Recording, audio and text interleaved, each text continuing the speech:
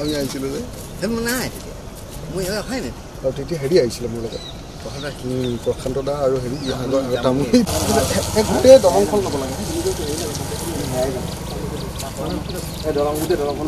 5 metre নামিয়ে মাথাউৰিটো পাওঁ হয় এতিয়া খুব শ্বৰ্ট হয় সেইটো কাৰণে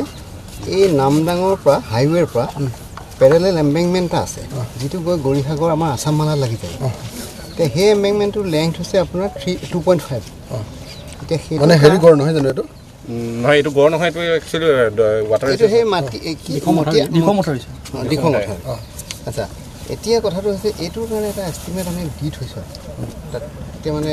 এই মানুহখিনি গোটেই হেবিটেশ্যনটো কানেক্টেড হয় এইফালে গৌৰীসাগৰত গৈ এইফালে নামডাঙৰ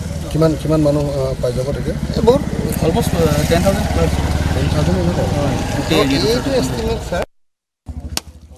বঢ়িয়া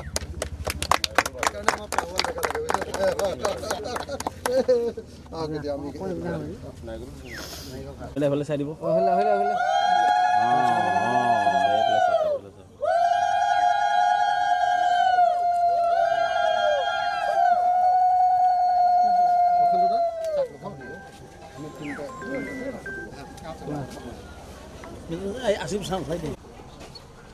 সকলো শিৱসাগৰবাসী ৰাইজৰ কাৰণে এটা বহুত ভাল খবৰ আজিৰ দিনটোৰ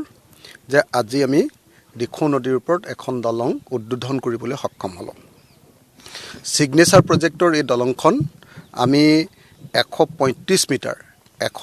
মিটাৰ দীঘল দিখৌ নদীৰ ওপৰত এই দলংখন নিৰ্মাণ কৰিছোঁ RCC ব্ৰিজ আৰু ইয়াৰ কাৰণে 10 কোটি টকা 9,99,99,000 প্ৰায় 10 কোটি টকা আমি চেংচন দিছিলোঁ আৰু সেই 10 কোটি টকাৰে ইতিমধ্যে আমাৰ হাৰমতি ব্ৰিজ বুলি ক'ব এতিয়া আমাৰ হাৰমতি অঞ্চলত মানে আমাৰ শিৱসাগৰ আৰু গৌৰীসাগৰৰ সংযোগী এইটো অঞ্চল এই দলংখন এখন নতুন বৃহৎ দলং এখন আমি নিৰ্মাণ কৰিবলৈ সক্ষম হ'লোঁ আৰু মোৰ সৌভাগ্য যে বিধায়ক হিচাপে মই এখন উদ্বোধন কৰিবলৈ পালোঁ আৰু মই ধন্যবাদ জ্ঞাপন কৰিছোঁ আমাৰ PWD ডিপাৰ্টমেণ্টৰ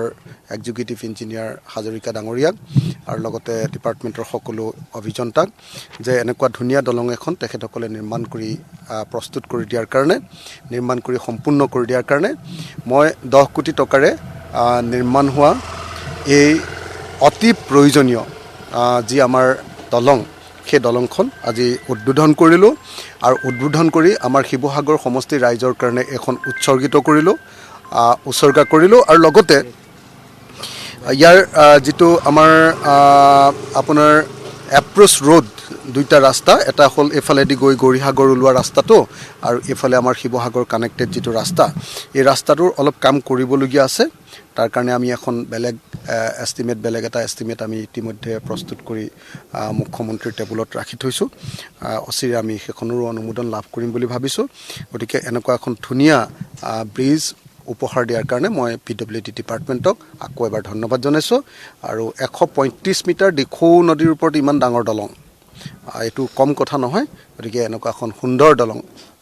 নিৰ্মাণ কৰাৰ কাৰণে ডেফিনেটলি মই বিধায়ক হিচাপে গৌৰৱান্বিত